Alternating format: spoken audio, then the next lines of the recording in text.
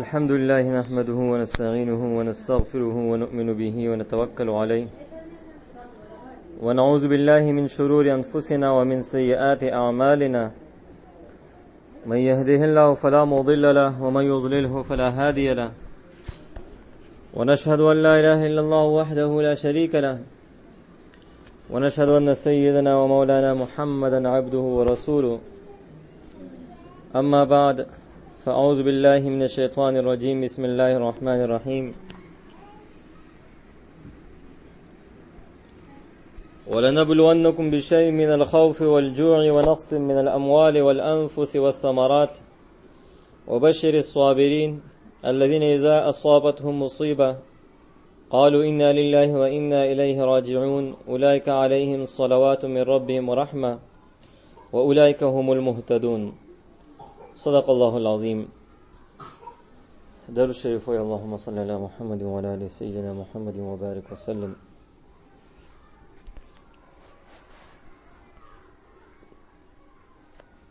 درود شریف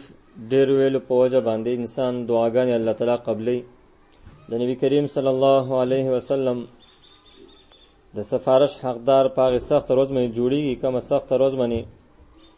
يوم يفر المرء من أخيه وأمه وأبيه وصاحبته وبنيه. ټول رشتہ داران، مور پلار، اولاد، خويندرونه، ملګری دا په دیو بل تختی. نو په هغه سخت روز باندې هر یو نبی هغه هم چې کوم دی نفسي نفسي زما بسکیږي دا د هر یو نبی سره بم دا غمی، لیکن یو نبی کریم صلی الله علیه وسلم هغه سره د امتی غمی چې یا الله تعالی زما د امت بسکیږي، زما د امت بسکیږي. هغه سخت روز باندې د هغه نبی کریم صلی الله علیه وسلم سفارش حقدار هغه څوک به جوړیږي چې هغه د نبی کریم صلی الله علیه وسلم باندې زیات درود شریف وایونکي.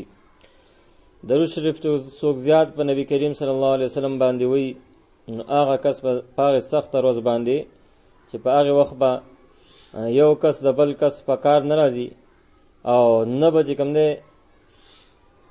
دې به کوم نه هیڅ ته نه سميږي. هغه سخت روز باندې نبی کریم صلی الله علیه وسلم د سفارش حقدار جوړیږي. نو موږ له پکار چې نبی کریم صلی الله علیه وسلم باندې په هر وخت هر حالات کې درود شریف چې هغه په کثرت سره وایو، نو دې باندې الله رب العزت زموږ سره ډېر زیات خوشحاليږي او د نبی کریم صلی الله علیه وسلم په مبارکو طریقو تلو توفیق به الله تعالی راکړي. دنیا دا لږ وخت ژوند د الله رب العزت زموږ سره لپاره د امتحان یو وقت مقرر کړل. دا زمونږ تاسو دنیا کې امتحان دی. ولنبلونکم بشیء من الخوف والجوع ونقص من الاموال والانفس والثمرات. الله رب العزت فرمایي تاسو مخکې ما آیت تلاوت کو، زه به تاسو ازمیخ خامخا کومه دشمن نه په یری سره، په لوګي سره، مال او جان او د میوه په کمای سره، میوه فصلونو په کمای سره. نو الله رب العزت فرمایي چې وبشر الصابرین، او صبر کوونکو ته خوشخبری واوروا. او هغه کسان چې کله پاغو منی سم مصیبت راشي، الذين اذا اصابتهم مصیبه قالوا انا لله وانا الیه راجعون. هغه وی موږ د الله تعالی یو، موږ چې سيو د ټول هر څه د الله تعالی دی او د الله تعالی ملکیت یو منګه او الله تعالی طرف ته واپس لون کیو. نو الله رب العزت چې د خلکو مبارک بیا فرمای چې اولئک علیهم صلوات من ربهم ورحمه واولئک هم المهتدون. دا کسان باندې د الله تعالی مهرباني دي، رحمتونه دي، او دا شانتي دا کسان چې کوم نه هدایت یافته دي، هدایت مندون کې دي. هدایت مندون کې دا خلق ته چې هغه په سختۍ کې، په تکلیف کې، په هر حالات کې د الله تعالی طرف ته رجوع کوي. نو انسان ایمان والا د تعلق چې کوم دا به الله تعالی سره دغه تعلق دا به کوم نه په صبر سره او استقامت سره او د الله تعالی په مهرباني سره دغه شان کوم نه د مصیبت پراشي، هغه مصیبت کې به الله تعالی ته نورم نزدیکی. الله رب العزت کله یو انسان بندا هغه ځان ته نزدیکول غواړي، نو الله رب العزت هغه من ازمیختونه هغه په دنیا کې راولي. فبل ذلك الله رب العزت ارشاد فرمای ولا تهنوا في ابتغاء القوم ان تكونوا تألمون فانهم يألمون كما تألمون وترجون من الله ما لا يرجون وكان الله عليما حكيما. وی د هغه خلکو پسې روسو چې کوم نه تاسو ځای د دشمن هغه چې تاسو تکلیف د رسول له هغه بسې د تلو نه تاسو کوم نه زړه دا موبایلای او دا شانتي تاسو کوم نه ک تکلیف کې اچولې تاسو هغه هم چې کوم نه فإنهم يعلمون هغه تاسو په تکلیف کې اچولې او ایمان والا وترجون تاسو د الله تعالی نه امید ساتي ما لا يرجون او دغه کافران هغه د الله تعالی نه امید نه ساتي وکانه الله علیما حکیما الله تعالی په حکمت والا دی نو انسان د چې کوم نه په مصیبت کې او په مشکلات بده من راشي پاغه مې ده صبر کوي د صبر مظاهره کوي نو الله رب العزت دله چې کوم ده نور اجرونه ثوابونه ورکي او دا شانتي ددنه الله رب العزت راضي کوي او درجات د بلندي دا شانتي د ایمان والو د یقین دا به کامل په الله تعالی باندې په الله تعالی باندې به کامل باور کوي او هر چیز د بدا غنی چې الله تعالی طرف نه دی په انسان باندې غم راځي خوشحالي راځي دا شانچه تنگدستی راځي یا فراخي راځي دا هر حالات نیکی او ښه حالات او بد حالات دا راځي دا د بدا غنی چې دا ټول د الله تعالی طرف نه راځي څنګه چې نبی کریم صلی الله علیه وسلم فرمای عجبا للمؤمن لا يقضي الله له شيئا الا كان خيرا له د مؤمن معامله چې دا ډیر عجیب ده ولی د الله تعالی په نظم نه چې د لپاره څه فیصله وشي پای کې د لپاره خیر دی وليس ذلك لاحد الا للمؤمن د لپاره چې څه فیصله وشي هغه کې د لپاره خیر دی کله خیر دته څه خیر راسي الله تعالی پای کې د لپاره خیر دی او که څه تکلیف ته رسیږي دا هغه کوم د لپاره چې فائدہ ده د فائدې نه خالی نه ده ولی مسلمان هغه د الله تعالی فیصله ته خپل غاړه یخي او پاغه مې نه خوشاله چې یا الله تعالی تا چې زما په حق کې څه فیصله کړل پاغه مې راضی ما دا شانتي بل ذکر الله تعالی فرمای عسى ان تكونوا شيئا وهو خير لكم تاسو کوم دی یو چیز ممکنه خبره ده چې تاسو یو شی هغه ناخوخه کوي هو خير لكم اساس لپاره غوري وعسى ان تحبوا شيئا وهو شر لكم او تاسو یو شی هغه ځان لپاره د شر غنئ چې دغه زما شر دی دغه ماته مصیبت راځي دغه زما ته تکلیف او نقصان دی والله وهو شر لكم او الله رب العزت تاسو کوم نه یو شی هغه د خیر غنئ هغه کې تاسو لپاره شری دغه شانتي یو سیز د خیر غنئ هغه کې تاسو لپاره شری او والله يعلم وانتم لا تعلمون والله تعالی خپیجنی او تاسو کوم نه پیژنئ د دې وجه مسلمان لپاره دې د څه خیر راورسي نو پاره کې دا دې نشي ویل چې دا زماله پر واقع دا خیر دی نه چې کوم نه په دې بد الله تعالی رضا ته ګوري چې الله تعالی دې کوم ستا رضا زمنګ پکار دا چې ته زمنګ ناراضي دا شانتي دته سم مصیبت راورسیږي نو په دې آیت کې الله تعالی فرمایل چې واسان تحبوا شيئا وهو شر لكم دې به یو شی خوخی چې ماته دا سیز ملاو شوې ماته چې دومره آرام راحت ملاو شوې مزما پلان کې کارو شوې ازما دا کارو شوې دا کار چې دی به خوخي د به خوخي لیکن کې دې شي هغه د لپاره چې شری په ظاهر منی د عقل دا وي د دماغ دا وي چې په دې کې ستاسو لپاره خیر دی لیکن هغه علم الله تعالی سره دی ډیر سيزونه داسي چې هغه د خیر سړي هغه د لپاره د شر شي نو هر خیر او شر دا ټول چې د الله تعالی طرف نه دی انسان د الله تعالی رضا ته وګوري او دمه چې کوم حالات راځي پاغه مې دې صبر کوي نو هغه من الله تعالی چې خوشحالي چې څومره مصیبتونه یا تکلیفونه چا من راځي پاغه مې دې صبر کوي دا د ایمان قوت ته د ایمان طاقت هغه چې هغه زیاتیږي دا شانتي بلکې الله تعالی فرمایي لا یکلف الله نفسا الا وسعها لها ما كسبت وعليها ما اكتسبت الله رب العزت یو انسان ته داغه د وسنه زیات تکلیف یا مشقت هغه مې نه راولي لا یکلف الله نفسا الا وسعها یو کس منی الله رب العزت دغه طاقت نه زیات بوج هغه مې نه چي چې دې سکی هغه نیکی کوي هغه د لپاره اجر او ثواب وعليها مكتسبت او دې سب برای کوي سب بدای کوي سب ګناه کوي هغه ګناه هغه بدل لپاره هغه وبالي او د تباہی سبب وي دې وجه کوم نه الله رب العزت چې هر هغه کار کول چې هغه منی الله رب العزت راضي کیږي نو د انسان لپاره دنیا کې هر قسمه حالات راځي هر قسمه حالات کې دل کاته پکار د جزا زما امتحان دی خوشحالي ده دم زما لپاره امتحان دی څه تکلیف د من راشي دام د لپاره امتحان دی. یو پیره چې کوم دی سعد بن عباده رضی الله تعالی عنہ د چې کوم ډیر زیات بیمار او ډیر سخت بیمارو، نو د لپاره د عیادت لپاره چې نبی کریم صلی الله علیه وسلم لاړ. کله چې نبی کریم صلی الله علیه وسلم د ملاقات لاړ او د په تکلیف کې ویل دو، نو ډیر زیات د مینې د وجې د نبی کریم صلی الله علیه وسلم د سترګو مبارکونه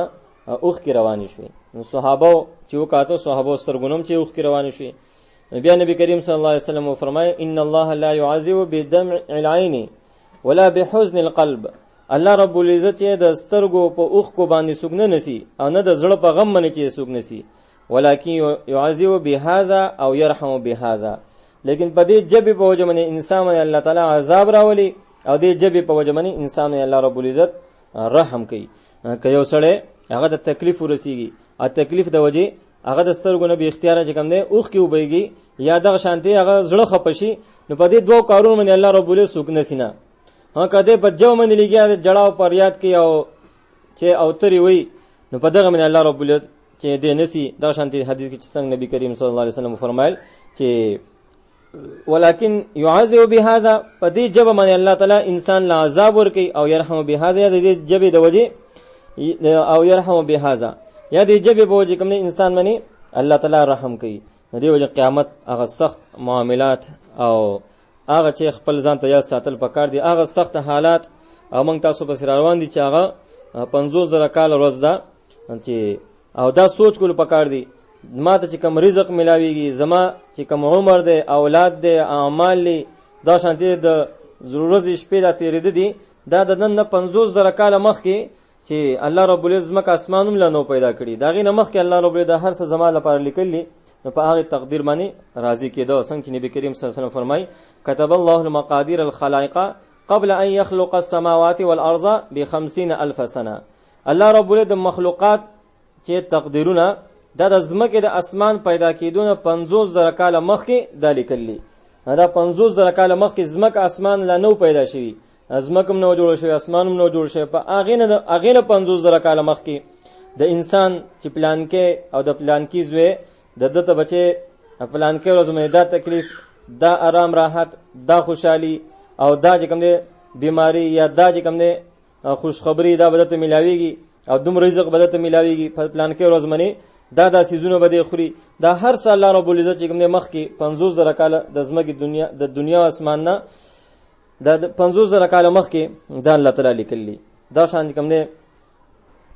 بل ځکه الله تعالی فرمای ما أصاب من مصيبة في الأرض ولا في أنفسكم إلا في كتاب من قبل أن نبرأ هذا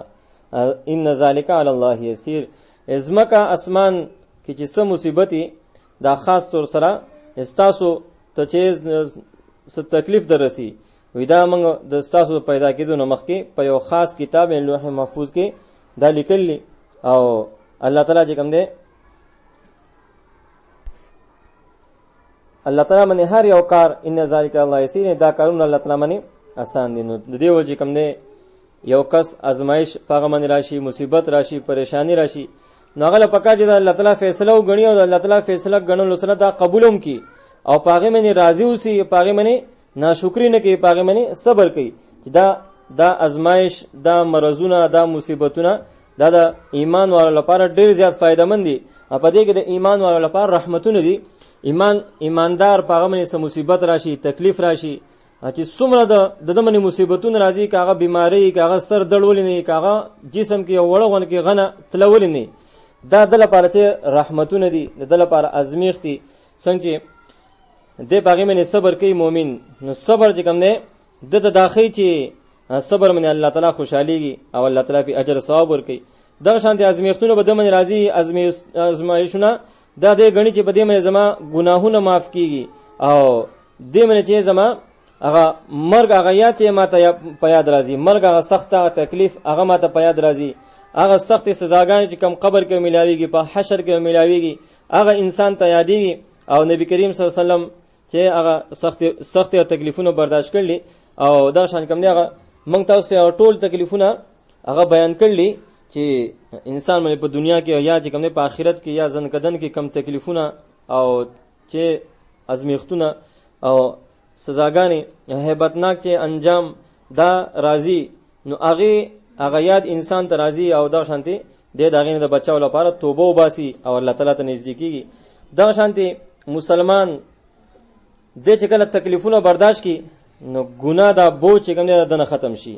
او آخرت کې هغه سخت عذاب نه خلاصې دته ملاويږي. دا شانتي د چې په دنیا کې ازمیختونه بدمن راځي نو دا د غنی چې دا د الله تعالی طرف نه دا زمال لپاره او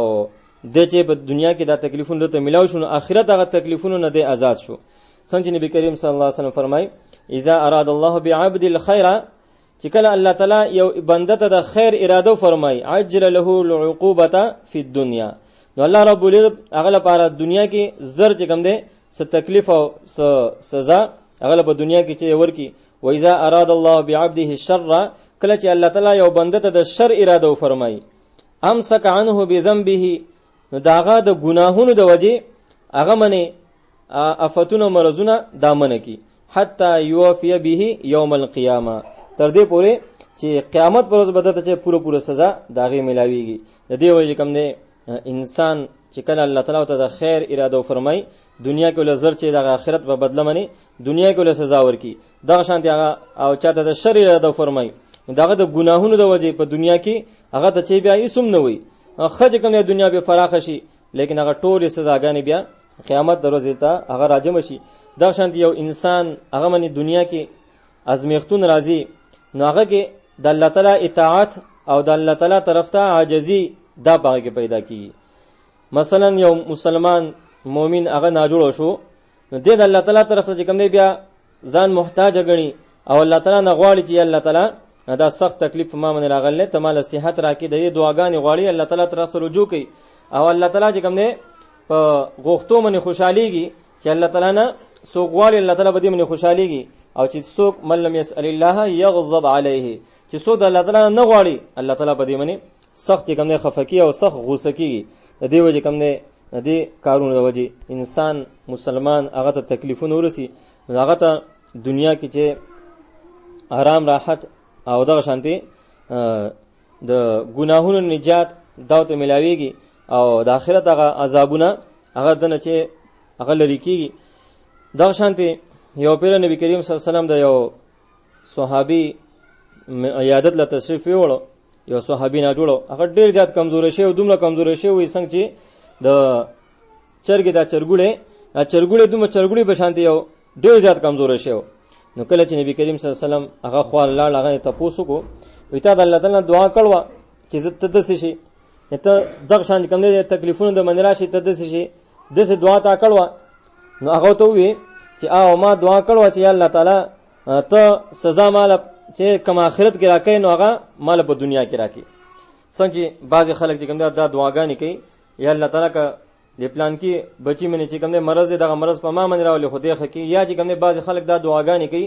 چې یا الله تعالی کمال په آخرت کې بده کار منی سزا راکې نو هغه په دنیا کې راکې. دا شان دغه صحابي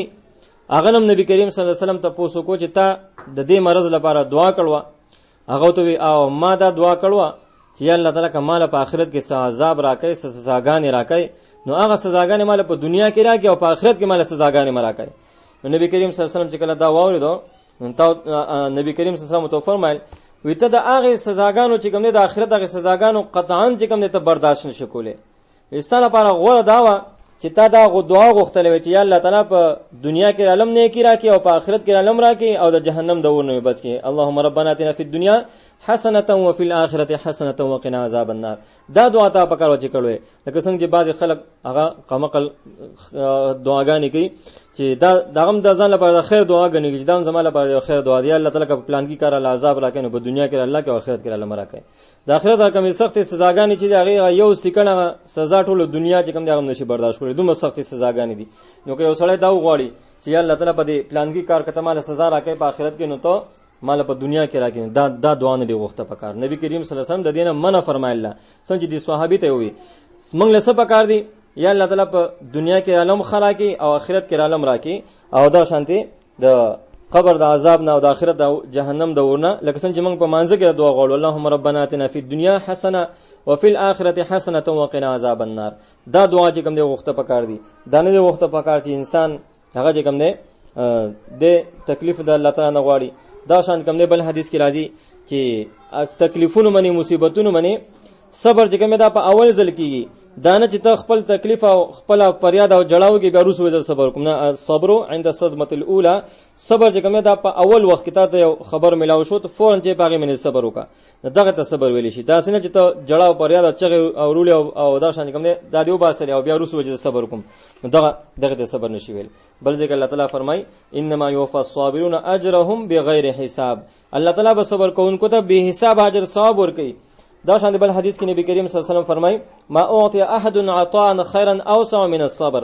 یو انسان ته الله تعالی چې څومره سيزونه ورکړي، چې څومره سيزونه ورکړي په ټولو کې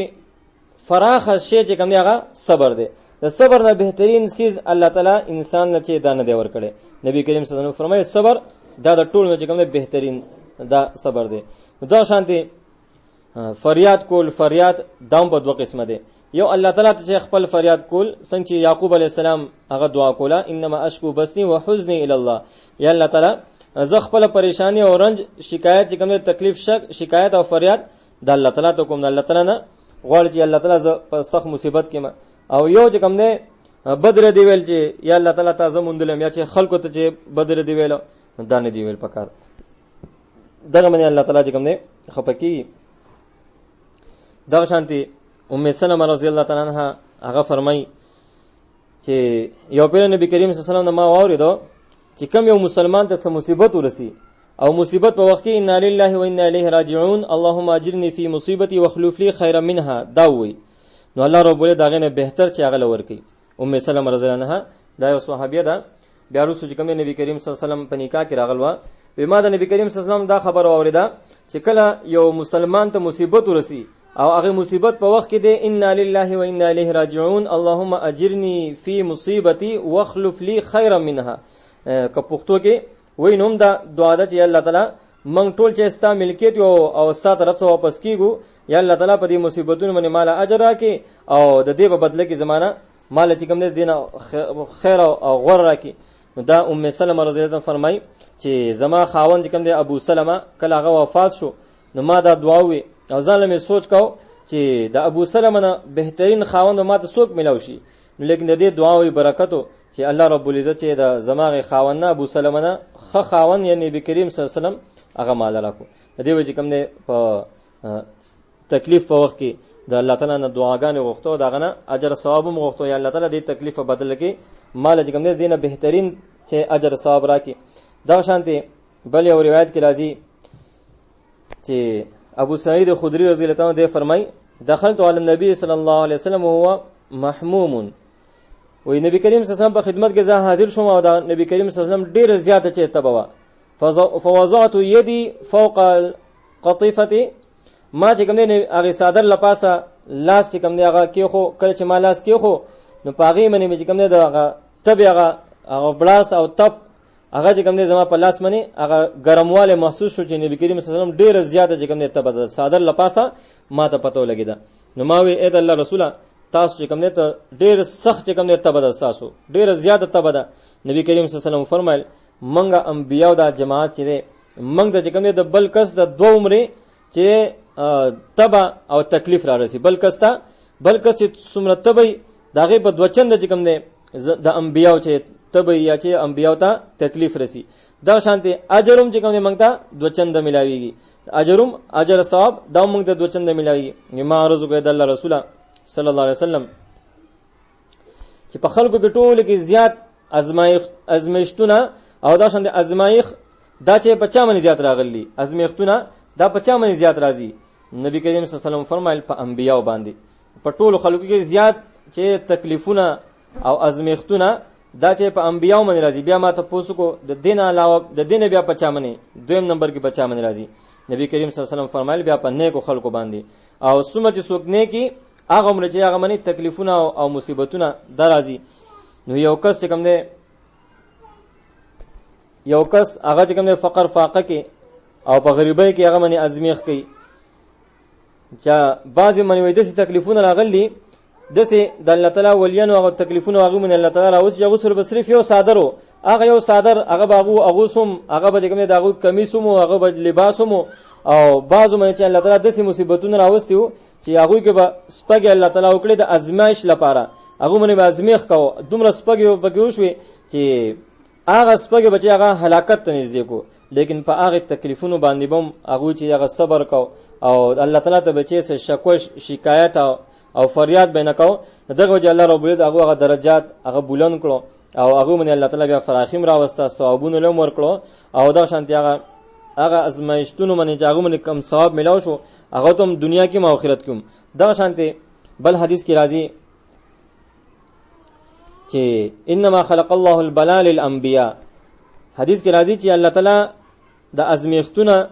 د انبیاء لپاره پیدا کړلی او هغه لپاره صبر چې کوم نه صبر ولوم ورکړل، هغه انبیاء له پاره تکلیفونه باندې صبر ورکړل، لکه څنګه چې ډیر انبیاء هغه باندې تکلیفونه راغلي چې بعضی انبیاء چې کوم نه لکه یعقوب علیه السلام شو هغه باندې بیماریاں راغلي، سخت بیماریاں او دا شانتي پاره بیماری کې چې کوم نه الله تعالی ته خپل دغه ټول خاندان هغه او سره د کورنا هر څه ته اغستیو، لیکن پاره تکلیفونه باندې الله تعالی نه چې صبر وکړو الله تعالی ول دغه بدله چې کوم په دنیا کې ورکړه، اولاد له مور کو بیا چې کوم هر څه له ورکړو او صحت له مور کو، دې وجه کوم ټول نه زیات تکلیفونه هغه په انبیاء باندې راځي. دا شانتي فرمایا حضرت عائشہ رضی الله عنها کہ ما رأيت اشد وجعا من رسول الله صلی الله علیه وسلم، وما د نبی کریم صلی الله علیه وسلم نه زیات تکلیف کې څوک نه لیدل. نبی کریم صلی الله علیه وسلم چې کله هغه ته بس تکلیفو نو ډیر زیات تکلیف به یا چې ستبه وا نو ډیر سخت تبه وا، دا شان کوم د وفات کېدو په وخت کې نبی کریم صلی الله علیه وسلم باندې ډیر زیات کوم هغه بیماری هغه تکلیفونه دومره تکلیفونه راغلیو چې صحابه فرمای چې نبی کریم صلی الله علیه وسلم با دومره سخت کوم نه تبه وا چې ډیر زیات بعض وخت کې طبيعت به نبی کریم صلی الله علیه وسلم دومره خراب شو چې 15 شپې باغه خوبونه کو، بعض وخت کې به نبی کریم صلی الله علیه وسلم په ملا باندې دړ لاغې، موږ عرض وکړو چې اې د الله رسوله ته د الله تعالی نه سوال وکړه چې ساده ملا دړ دا تکلیف دا ستانه الله تعالی ختم کی. نبی کریم صلی الله علیه وسلم فرمایل چې یقینا موږ د انبیاء د جماعت چې ده دا سخت تکلیفونو کې موږ مبتلا کړی شو یو، د دې وجه چې زمونږ خطاګانو او کفاره هغه ګرځي، د دې وجه کوم نه انبیاء هغه منیم تکلیفونه راغلي او دا شان دي کوم نه سخت نه سخت مصیبتونه دا هغه منیم په دنیا کې راغلي، لیکن پاغي منی هغه صبر کړل، دا صبر د وجه الله رب ال تعالی اوچت درجات ورکړي. دا شانتي داغه هغه امتیانو تم دا خودلی چې په تاسو مت کوم تکلیفونه راځي په هغه تکلیفونو کې د خپل هغه پیغمبر صلی الله علیه وسلم هغه تکلیفونه هغه یاد ساتي چې هغه باندې بیماری سمت تکلیفونه راغلي، د اولاد د وفات کېدو څنګه تکلیفونه راغلي، دا شان کوم نه لوګو تندو سمت تکلیفونه راغلي چې صحابه ډېر شی روایتونو کې دي چې نبی کریم صلی الله علیه وسلم ازواج مطهرات نوم روایت دي چې 100 شپې میاشتې به تیرې شوې، نو د نبی کریم صلی الله علیه وسلم په کورونو کې چې کوم نه د بیبیانو کرا اړو ور بنه بلید دومره بچي د خوراک سنو، دا شان دغه تکلیفونه د لوګو تندو او بیا چې کوم مکه مکرمه کې د ټولو مسلمانانو تکلیفونه د مسلمانانو مې تیر شوی دي. دا چې کوم نبی کریم صلی الله علیه وسلم فرمای چې انبیاء مې ټولو کې زیات تکلیفونه غو په انبیاء باندې راځي، ثم الامثل فالامثل، بیا چې هغه ته ثم سوق نږدې نیکان خلقی پاغو منی بیا هغه ته سوق نږدې پاغه منی، لیکن ایمان والا هغه بچي بده منی صبر کې او صبر ثواب هغه بدل الله تعالی امید ساتي. دا شان بل یو روایت کې راځي الله رب العزت د جنت یو مقام اوچته درجه دا یو انسان لپاره مقرر کړي، یو انسان هغه درجه ته په عبادت سره نشي رسیدي، په ذکر اذکار سره نشي رسیدي، په تهجد سره نشي رسیدي، روزو سره په حجونو سره او په نیک اعمال سره هغه نشي رسیدي. څومره نیک اعمال لي څومره نیک اعمال هغه ټول دیو کی او ټول زندگیو کې انا فرمانی نه کوي، نو هغه اوچت مقام ته پاغي عبادت من نشي رسیدي، هغه اوچت مقام ته هغه اوچت درجه الله تعالی چې دل لپاره کوم مقرر کړل هغه ته چې ډیر رسي، دا څنګه رسي په دنیا کې الله تعالی دمنې ازمیختونه دراولي، کله چې دمنې تب راځي کله په سر دړولې نه، دا شان دي کله چې تکلیفونه به دمنې راځي، کله د مال تکلیف، کله د اولاد تکلیف، کله چې کوم نور چې مصیبت دا به دمنې راځي، نو دی وجه هغه منې هغه صبر کوي، نو الله رب العزت هغه صبر منی دغه درجه چې کوم دی هغه چې هغه خوشخبری ورکوي او بشری الصابرین او ان الله مع الصابرین، الله تعالی صبر کوونکو سره دغه مدد هغه د صبر کوونکو سره دی. د دې وجه کوم دی هغه اوچت درجه پاغه تکلیفونو باندې صبر کول سره چې هغه ته ملاو شي. د دې وجه موږ له پکار دی هر یو کار، هر یو خیر او شر څنګه چې موږ تاسو یې امنت بالله ولقدر خیر و شره، د خیر او د شر تقدیر د الله تعالی طرف نه دی، الله تعالی طرف نه دی. نو کوم باندې څه خوشحالي راځي دام د الله تعالی طرف نه غړل او باغې باندې خوشاله اوسېدل او باغې باندې صبر کول او شکر ادا کول. ځکه الله تعالی چې نبی کریم صلی الله علیه وسلم فرمایي چې مسلمان معامله هغه ډېر عجیبه ده، چې دته خوشحالي ورسیږي د باغې باندې شکر ادا کړي. لئن شکرتم لازیدنکم، الله تعالی فرمایي که زما نعمتونو باندې شکر کوی نو زه به نعمتونو نورم زیاتوم. او دا شان کې دته سم مصیبت ورسیږي د باغې باندې صبر کوي نو ان الله مع الصابرین، الله تعالی صبر کوونکو سره دی. په هغه صبر باندې الله تعالی د اجر ورکړي او په هغه خوشحالو باندې الله تعالی د اجر ورکړي. دا نه چې یو سړی ته خوشحالي ملاوي شي د با خوشحالي کې خپل رب ير کی، که بیا په مصیبت کې بیا د خپل رب هغه ډیر یادای، لیکن الله رب العزت هغه دعاګانې او هغه چې کوم نه هغه نه قبلې. دا شانتي بل حدیث کې راځي نبی کریم صلی الله علیه وسلم فرمای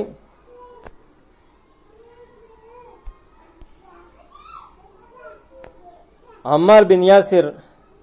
دې فرمای چې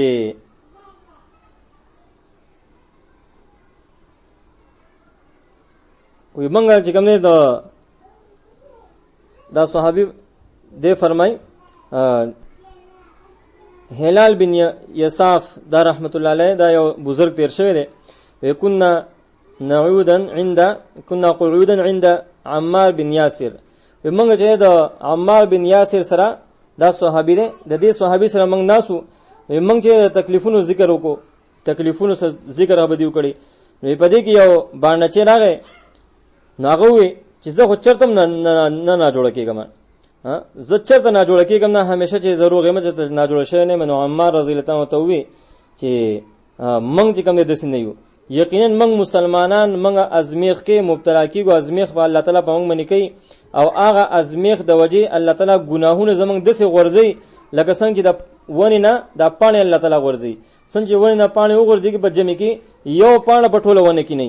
دا شان دي د ایمان والا مسلمانانو باندې کله څه ازمیخ راشي او بیماری په دمن راشي د پیغمبر صبر کی او ګناهونه د دې صفاشي، لکه څنګه چې د ونی نه پانی صفاشي. او کافران چې او فاسقان کافران پاغو باندې کله څه ازمیخ راشي او څه مصیبت کې راګیر شي، داغه مثال چې کنه د اوخ په شان دي. نو اوخ ته دا پته نه لګي چې د کله او تړي د ته پته نه سره تړلې ما، او کله چې د کولاو کې او ګرځي د کولاو ګرځي په میدان کې د دا پته نه لګي چې زول کولاو پرې خدل شي ما. نو دا شان دي کافر او منافقي چې کله هغه باندې تبره شي هغه د پته نه ولې تبه ما باندې راغله، خو یو تبه بس یو سورې پروت ما جوړه پاسې دم، او کله چې هغه روغي نه هغه د پته نه لګي چې زه روغه ما ګرځم دا ولې ګرځم. نو دا شان دي د مؤمن د مصیبتونو او د بیمارو مثال هغه چې کوم دغه صحابي هغه پیش کړل چې مؤمن په مصیبت کې هغه اجر ثواب امید ساتي او الله تعالی طرف ته رجوع کوي او داغه نفس چې کوم د ګناهونو پاکي. او کافر او فاسق چې دی هغه باندې که بیماری راځي او که آرام راحت راځي، که څه تکلیف ته ملاويږي او که خوشحالي ته ملاويږي، هغه ته دا پته نه لګي. مثال د اوخ په شان دي، د زناورو په شان دي چې هغه وترې نو هغه ته پته نه لګي ولې تړلې ما، چې کلاو پرې دي نو هغه ته پته نه چې زه ولې کلاو پرې خودلې شم. دا شانتي یو حدیث کې راځي ابو سعید خدری رضی الله عنه فرمایي چې اتا رسول الله الى اتا رجل الى النبي صلى الله عليه وسلم فقال يا رسول الله کبیرت سنی. یو کس وې د نبی کریم صلی الله علیه وسلم خو راغی وې اې د رسوله زما عمر چې دا زیات شوی دی، وسقیمه جسدی او زما جسم چې کومه دا بیمار شوی دی، عمر می زیات شوی دی، جسم می دا بیمارین په جسم کې زیات دي، وذهب مالی او مال می چې هغه تل فقال کم شوی دی ختم شوی دی. فقال رسول الله صلی الله علیه وسلم لا خیر فی جسد لا یبتلا، په هغه جسم کې څه خیر نشي چې هغه من ازمیختون را نشي، ولا خیر فی مال لا یرزا منه، او هغه مال کې چې څه خیر نشته چې هغه کم نشي. او بشک و ان الله اذا حب عبدا ابتلاه، کله چې الله تعالی د یو بنده سره محبت وکي هغه مې دنیا کې ازمیختونه راولي او هغه چې مبتلا کوي په ازمایښو کې او په مصیبتونو کې. و اذا ابتلاه صبره، او کله چې هغه په ازمیخ کې مبتلا شي نو باغی منه هغه صبر کوي. د دې وجه کوم دی د هر یو مصیبت منی هغه منی چې صبر کول خدام نه څنګه هغه مخکنی حدیث کې تیر شو چې یو صحابي او پیرا نبی کریم صلی الله علیه وسلم ته نو هغه دعا کوله یا الله تعالی مال صبر توفیق راکړي مال صبر راکړي. نبی کریم صلی الله علیه وسلم ته فرمایل ته سوای دا ته ځان ته خیره کوي چې ته ځان ته خیره وي الله تعالی مال صبر توفیق راکړي. صبر توفیق به تعالی الله غیر درکې چې تا باندې مصیبت راولي یا الله تعالی مصیبت نه غواړي که مصیبت د منی الله تعالی د خپل طرف راوس نو بیا باغې منی صبر کوي. دغه چې صبر دانه چې الله تعالی تاسو سم مصیبت نشه ته دا غواړي چې الله تعالی مال صبر توفیق راکړي. دا خو ته دا غواړي چې الله تعالی ما منی مصیبت راولي مصیبت نه روسو چې کوم نه په ما منی صبر کول توفیق راکړي. دا شانتي سوالم نه کول بل دغه صحابي په شانتیم نه چې الله تعالی آخرت کې مال سزا راکړي او مال دنیا کې راکړي. دا سوالونه نه کول د الله تعالی په هر حالات کې نبی کریم صلی الله علیه وسلم فرمایلی د خیر سوالونه کول او هغه کارونه کول چې پاګه منی زمنګ ساسونه زما ساسو رب هغه راضی کیږي. دا شان کې دا مبارکه میاش د دې میاش چې کوم تاسو پته ده چې الله رب العزت دې لومبنه لسو شپو کې او روزو کې د دې عبادت الله تعالی ډیر زیات اجرونه ورکړي او الله تعالی به ډیر زیات چې کوم نه خوشحاليږي او په دې لسو شپو باندې الله تعالی قسم خورل والفجر وليال عشر. او دا شانتي د دې غټ اختر دا لس شپې او روزي په دې کې عبادت کول الله تعالی ته ډیر زیات خوښتي. او دا شانتي روزي نسل الله تعالی ته کوم د یو کال په روزو ثواب ورکړي. یو روزه نسل د یو کال ګناهونه الله تعالی معاف کړي د یو کال الله تعالی په ثواب ورکړي. او دا شانتي نه هم روزه نسل د دوه کالو الله تعالی ګناهونه معاف کړي. د دوه کالو الله تعالی چې کوم نه ګناهونه معاف کړي. نه هم لکنن چې کوم نه زیات روز نن 15 د دې میاشتې سبا چې کوم نه جمعه روز دا سبا د دې میاشتې شپږم روزي. نو دا شانتي د سلورمه پر ورځ کوم دی هغه نه هم راځي عرفه روز هغه د سلورمه پر ورځ راځي.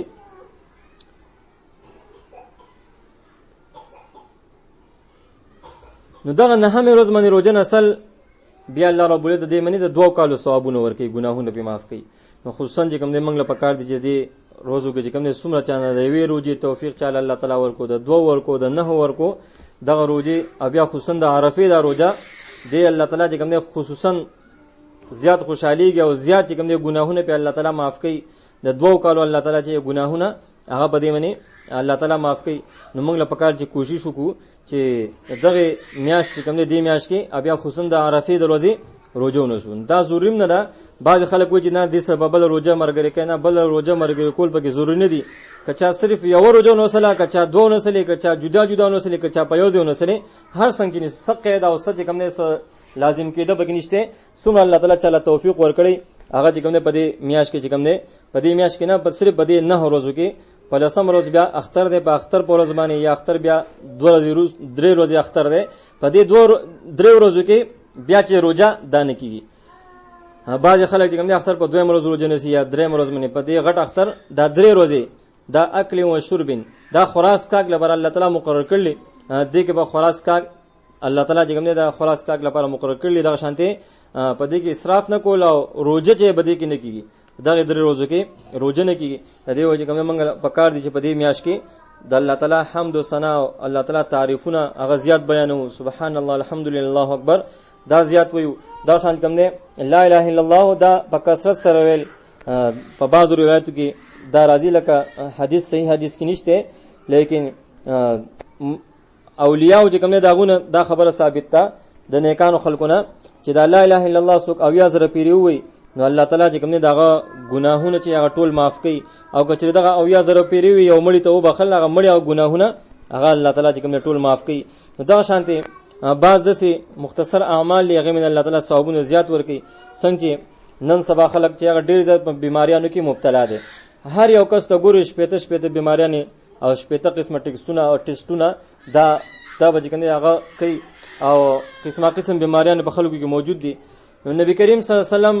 د بیماریانو نه شفا لپاره هم موږ تاسو چې کوم نه دعاګانې او وظایف خودلې دا شان کوم نه بیماریانې چې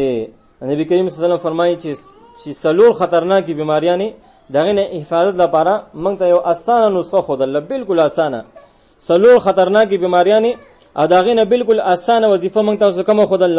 هغه دا نبی کریم صلی الله علیه وسلم فرمایي اے قیصر چې کله ته سار منځو کې نو سار مونږ کله ته وکي هغه نورسو درې پیری چې دا کلمې وایا سبحان الله العظیم وبحمده ولا حول ولا قوه الا بالله. سمره آسان او مختصر او سمره لګي پیری ویل غواړي درې پیری صرف ویل غواړي سار مانځن رستو درې پیری سبحان الله العظیم وبحمده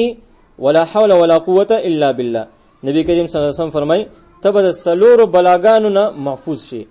هغه سلور بلاګانی هغه سدي جزام چې هغه کې د انسان جسم چې کومه دا ټوکلي ټوکلي کیږي او ورتاویږي او دا شانتي جنون لیونتوب او دا شانتي لړندېدو او فالج د دې سلور غټ وړو بیماریانو نه الله تعالی ستاسو کوم نه حفاظت کوي. نو څومره آسان ستاسو کوم نه 3 سکند لګي سار منځ کول او سبحان الله العظیم وبحمده ولا حول ولا قوه الا بالله ویل سبحان الله العظیم وبحمده ولا حول ولا قوه الا بالله. دینه چې کوم نه د دې ویلو سره د جزام نه جنون نه او د لیونتوب نه دغه شان د فعالت نه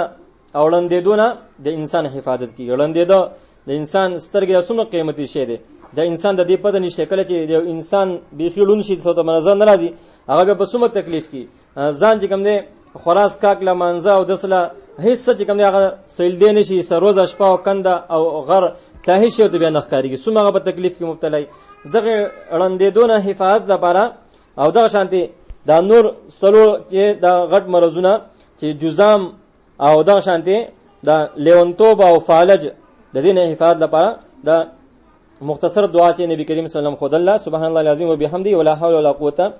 الا بالله. نو موږ له پکا چې دغه چې په پابندۍ سره وایو دغه شانتي جهنم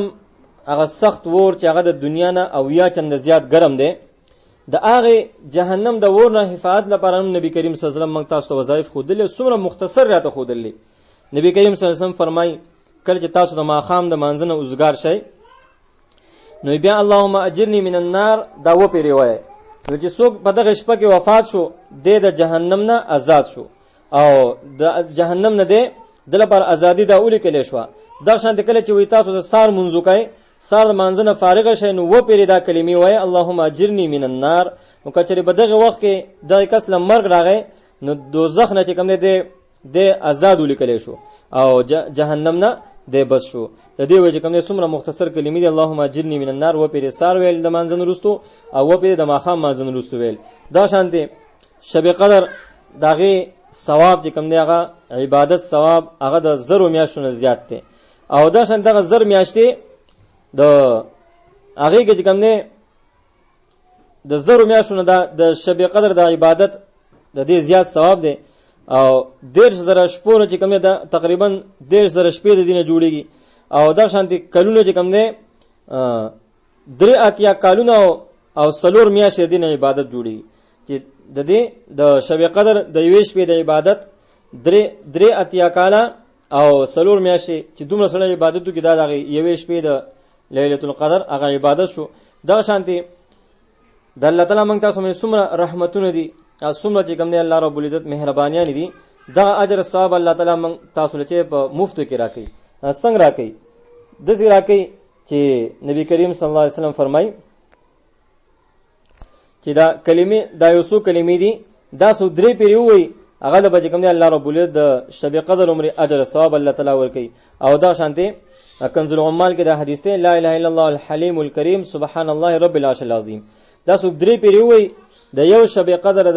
قدر د عبادت ثواب سره 3 کاله او سلور میاشتې دومره الله تعالی ثواب تعالی په صدر کوي چې ته درې پر لا اله الا الله الحلیم الکریم سبحان الله رب العرش العظیم لا اله الا الله الحلیم الکریم سبحان الله رب العرش العظیم تداوی نو دغه اجر ثواب الله تعالی بدی منی درکې دا شان دي سره چې استغفار په کثرت سره کول الله تعالی بدی منی خوشاليږي. نبی کریم صلی الله علیه وسلم فرمای سوچ د شپې په بستر کې سملی او د چې کوم بیا درې په دا کلمې وی استغفر الله الذي لا اله الا هو الحي القيوم واتوب الیه دا استغفار دی نو الله تعالی د ټول صغیره ګناهونه هغه ټول معاف کی اگر چې د چې کوم هغه سمندر د زګونو مریم وي هغه ټول او د شګو د ذرات عمرې نو هغه ټول د ونی چې څومره پانی دي دغه ټول ونو پانو د ګناهونه او د شپې د دنیا چې څومره شپې تیری شوی دي یا روزي راځي یا تیری شوی دي د دنیا د شپو د روزو په مقدار باندې د ګناهونه هغه ټول چې الله تعالی معاف کوي دومره ډېر ګناهونه الله تعالی په سمونه معاف کوي سو د شپې چې سملی د ملاسه په کله چې دې سملی نو استغفر الله الذي لا اله الا هو الحي القيوم واتوب الیه. کدا ویل شي قبل استغفار ویل شي صرف استغفر الله ویل شي نو الله تعالی به دومره ګناهونه معاف کوي. نو څومره آسان اعمال دي. الله رب العزت موږ تاسو ته عمل کولو توفیق راکړي. الله رب العزت موږ سوي سوالو په هغه عمل کولو توفیق راکړي. الحمدلله رب العالمین والعاقبۃ للمتقین والصلاة والسلام علی سیدنا محمد وعلى اله وصحبه اجمعین. ربنا ظلمنا انفسنا وان لم تغفر لنا وترحمنا لنكونن من الخاسرين. یا الله تعالی زموږ وړاندې ګناهونه ټول معاف کړي. یا الله تعالی پټ او ښکارا ګناهونه یا الله تعالی ټول معاف کړي. یا الله تعالی زموږ یو سوال د هغه عمل کولو توفیق راکړي. یا الله تعالی څومره ګناهونه زموږ تیر شي دي یا الله تعالی ټول موږ ته معاف کړي. آینده الله پر اساس په حکمونو نبی کریم صلی الله علیه وسلم مبارک طریقو باندې یا الله تعالی کو توفیق راکړي. یا الله تعالی څومره چې بیماران دي ټول ته شفای کامله عاجله نصیب کړي. یا الله تعالی څوک مصیبتونه کې دي یا الله تعالی هغه مصیبتونه یا الله تعالی لوی نعمت د آرام راحت او د صحت نعمت یا الله تعالی دول ورکړي. یا الله تعالی هر قسمه یا الله تعالی پریشانونه یا الله تعالی دنیا آخرت کې زموږ حفاظت وکړي. یا الله تعالی دنیا کې مستانه خیر غواړو یا دنیا کې الله خیر راکړي او آخرت کې یا الله تعالی خیر راکړي. یا الله تعالی نبی کریم صلی الله علیه وسلم چې زموږ لپاره کومې دعاګانې وکړي لکه زموږ حصہ نصیب کړي. کوم شنو فتنو پناه وکړي هغه موږ له پناه راکړي. اللهم انا نسالك من خير ما سالك منه نبيك محمد صلى الله عليه وسلم ونعوذ بك من شر ما استعاذك منه نبيك محمد صلى الله عليه وسلم وانت المستعان وعليك البلاغ ولا حول ولا قوه الا بالله العلي العظيم. وصلى الله تعالى على خير خلقه محمد وعلى اله وصحبه اجمعين برحمتك يا ارحم